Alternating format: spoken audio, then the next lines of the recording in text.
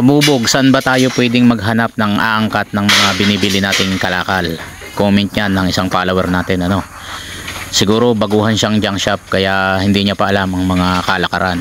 Pero bago natin pag-usapan yan mga kabubog, shoutout muna kay James Warren Beñas ng Cuenca, Batangas, ano, isang masugid nating follower.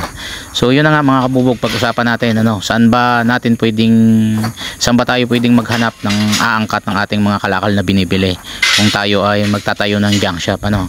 Mga kabubog, bago tayo magtayo ng junk shop, aralin muna nating mabuti, ano, yung pwede nating pagbentahan ng ating mga kalakal na binibili ay yung mga may tinatawag kasing junk shop, yung mga namimili ng patingi-tingi.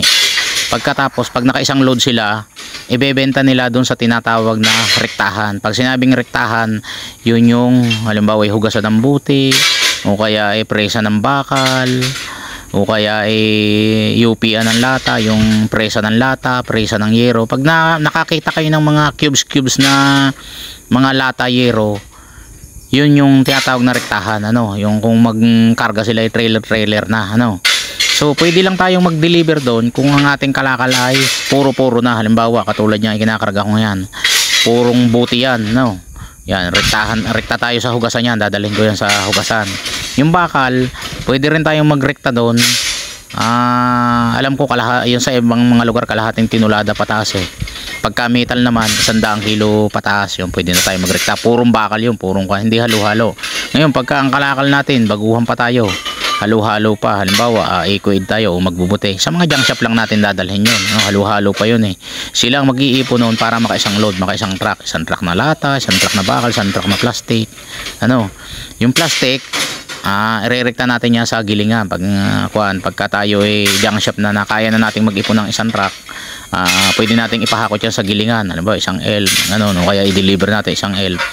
So yun pwede na tayong sabi nga, pwede na tayong magrekta pagka ganun na ang ating kalakal. Pero kung halo-halo pa, bago-bago pa lang tayo namimili, sa mga junk shop lang din, no. Aralin muna natin mabuti, tingnan natin, obserbahan natin kung saan sila nagpapahakot, ano, para magkaroon tayo ng ideya, ano. Tsaka nood lang kayo ng video, tingnan nyo lang yung mga ginagawa ko. Ayan, tulad yan, nagkakarga ako ng ng buti, ano, sulo-sulo lang ako kasi yung aking anak at saka yung aking pamangkin, yung kapatid ko ay medyo murang gulang pa, ano, sumusuko sila sa trabaho kaya hindi nila kinaya ang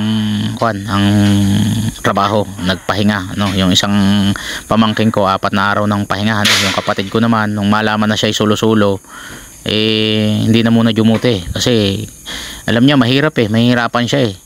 Yung anak ko naman ay may pasok yata, no? Kaya sinulo ko lang yan mga kabubog. Itong mahalaga sa ganitong negosyo, kailangan malakas ang iyong pangangatawan, ano, kasi kahit anong negosyo, mapatracking man yan, halimbawa tracking, kung umabsent ang mga driver mo, matik yun, ikaw ang driver, ano. Kung may mga tindahan ka, may mga tauhan ka, matik ikaw ang tatao pag absent ang tauhan mo. Ito, absent ang mga pahinante ko, matik ako ang pahinante, ako na ang driver, ano. Kaya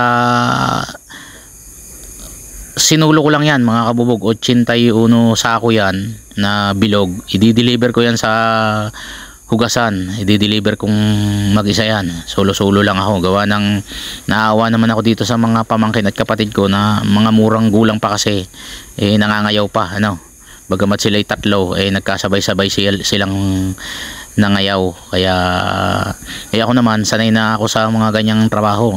Pagka talagang walang pahinante, matik yan, susuluhin ko yan, kakarga kong mag-isa yan. Ayan, matatapos na ako dyan mga kabubog. Muntik pa akong madisgrasya dyan, nadulas yung isang hagdan yung mababa, at buti na lang nakatungtong na ako. So ayan ay 6 na patong na 12, no. Tapos may siyam sa pinakailalim, kaya 81 sako. Ayan, kita nyo naman wala akong kasama, solo lang ako, nasa Petron ako nyan. Namatayan ako at ang truck ko ay ayaw umandar ng pagka namatay, kaya kinadyot ko na lang patras. At ito, nakarating na ako sa deliveran. So natanggalan ko na yan ng tulda, Nandyan ako sa hugasan. Yan yung sinasabing hugasan, mantikaan, ano, mga kabubog. Pagkatapos ko naming may babayan, yan, may baklod na ako, mga kabubog. Binaklod ko yung 4 at saka bubog nila. Ayan, mag-isa ko lang din kinarga yan, mga kabubog. Pagkatapos ay pagdating ko, inilipat ko sa kwan yan.